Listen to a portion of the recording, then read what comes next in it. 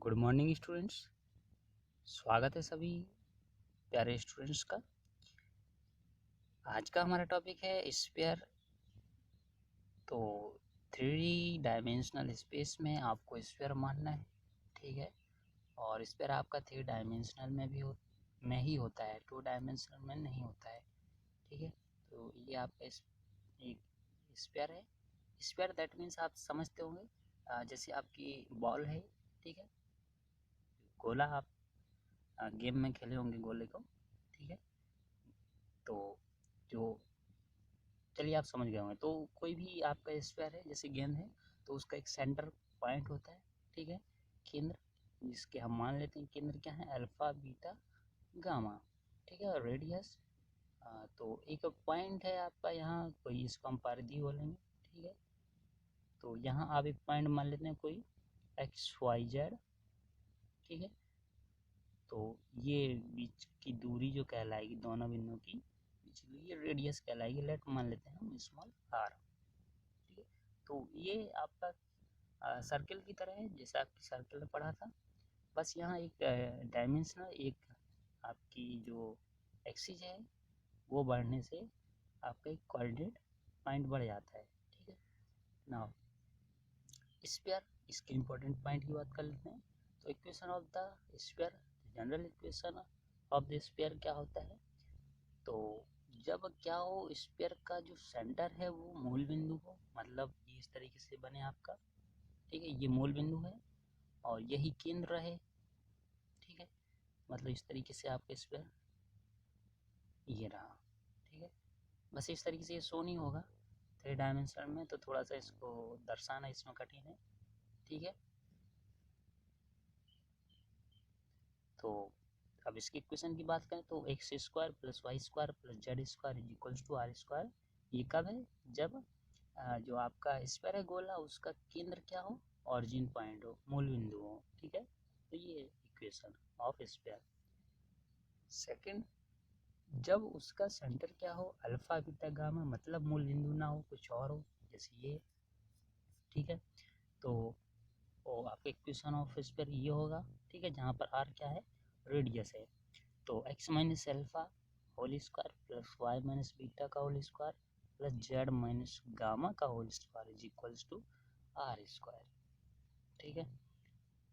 तो ये आप याद रखेंगे, इम्पोर्टेंट है, ठीक है। इसका यूज होता है, सभी इम्पोर्टेंट ही पॉइंट है ये, ठीक है। Second, general equation of sphere. इसका जनरल इक्वेशन क्या होता है, जनरल इक्वेशन आपका ये रहा, एक्स स्क्वायर, जिस तरीके से आपका सर्किल का जनरल इक्वेशन होता था वहाँ, ठीक है। क्या होता था सर्किल का general equation, X square plus Y square plus 2gx plus 2fy plus C is equals to 0, जहाँ पर माइनस जी माइनस एफ उसके सेंटर होते थे, और जो आर आप मानते थे रेडियस, वो in root of G square plus F square minus C मानते थे, ठीक है। तो उसी तरीके से आपका यहाँ इक्वेशन ऑफ स्फीयर और जनरल इक्वेशन ऑफ स्फीयर ये रहा, X square plus Y square plus Z square plus 2ux, ठीक है, plus 2vy plus 2wz plus C is equals to 0, where minus U, जो यू आप यहाँ से कंपेयर करके निकालेंगे वो वैल्यू रखेंगे, ई की वैल्यू रखेंगे, डब्ल्यू की वैल्यू रखेंगे, ठीक है। माइनस में है ये सभी, minus U minus V minus W, ये सेंटर है स्फीयर के, ठीक है, केंद्र। और जो रेडियस है वो in root of U square plus V square plus W square minus C, ठीक है। तो ये स्फीयर के सेंटर और रेडियस अगर निकालने के लिए कहे तो गिवन इक्वेशंस के आप कंपेयर इससे करें, वहाँ से यू वी डब्ल्यू सी की वैल्यू निकालें और इनमें पुट अप करें, तो आपके सेंटर और रेडियस निकल आएंगे, ठीक है। नाउ थर्ड पॉइंट, बिंदुओं से जाने वाले गोले का समीकरण, ठीक है। अब 4 बिंदु हैं और 4 बिंदुओं से होकर जाने वाले गोले का समीकरण, लेकिन बिंदु यहाँ पर क्या है, देखिए यहाँ पर एक बिंदु ये है मूल बिंदु, यानी कि मूल बिंदु से होकर जाने वाले स्फीयर की बात कर रहा है, ठीक है। तो मूल बिंदु से दूसरे वर्ड में इस तरीके से इसकी हेडिंग हो सकती है, कि मूल बिंदु से होकर जाने वाले गोले का समीकरण क्या होता है। ठीक है, equation of sphere through origin point. तो ये आपको याद रखना है, X square plus Y square plus Z square minus A X minus B Y minus C Z equals to 0। ठीक है, next fourth point, equation of sphere whose coordinate of A B diameter of the sphere.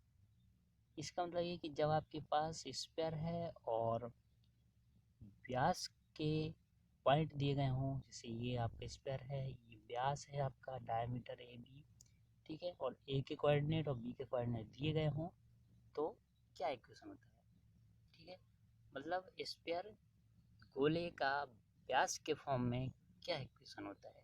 जिस तरीके से आप circle में व्यास के form में equation पढ़े थे, उसी तरीके से आपका स्फीयर में भी व्यास के फॉर्म में जो इक्वेशन होता है, ठीक है, ये होता है x minus X one X minus X two plus Y minus Y one into Y minus Y two plus Z minus Z one into Z minus Z two is equals to 0। ये extra एक direction बढ़ने से ये values बढ़ गई, ठीक है, sphere में, जबकि सर्किल में केवल इतना होता था इक्वल्स टू 0।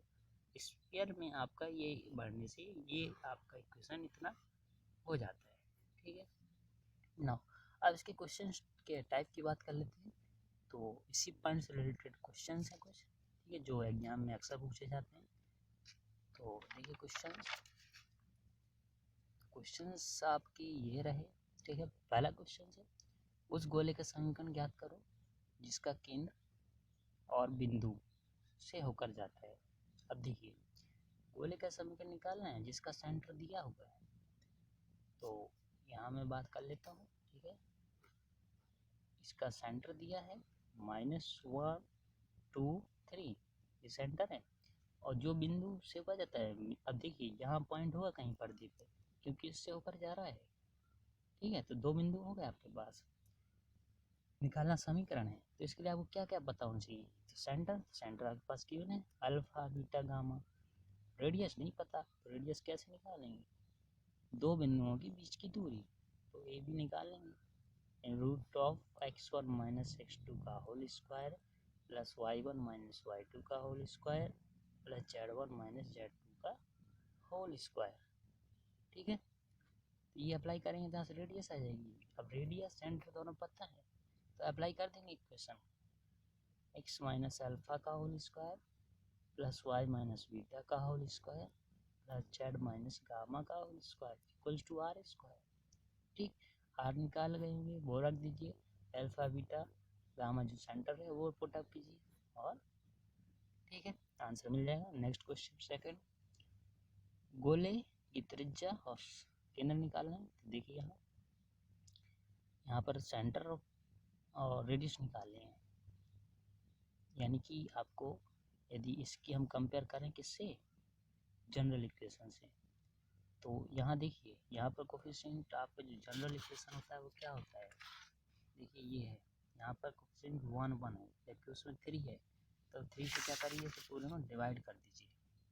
तो 3 से आप पूरे में डिवाइड करेंगे तो जो भी इक्वेशन बने, ठीक है, और फिर उससे कंपेयर कराइएगा। तो यहाँ से 2u जो निकलेगा वो -6/3, और 2b जो निकलेगा -12/3, और जो w निकलेगा वो आपका 6/3। तो u v w निकल आएगा, और c आपका 2 निकलेगा। तो u v w के मान रखिए तो सेंटर मिल जाएगा। ठीक है, और रेडियस के लिए आप फार्मूला अप्लाई करिए, √u² plus v² plus w² minus c, तो उससे आपको ये मिल जाएगा। ठीक है, नेक्स्ट क्वेश्चन नंबर 3, गोले के सेंटर रेडियस निकालना है। सेम यही इसी टाइप का क्वेश्चन है। ठीक है, लेकिन इसमें आपको किसी चीज़ का भाग नहीं देना है, क्योंकि यहाँ कोफिशिएंट ऑफ x² y² और z² 1 है। क्यों, ठीक है, यहाँ याद रखना है, इसमें 3 है तो 3 से डिवाइड करना पड़ा पूरे में, यहाँ कुछ 1 ही है तो यहाँ कुछ डिवाइड नहीं करना है, सीधा कंपेयर कराना है।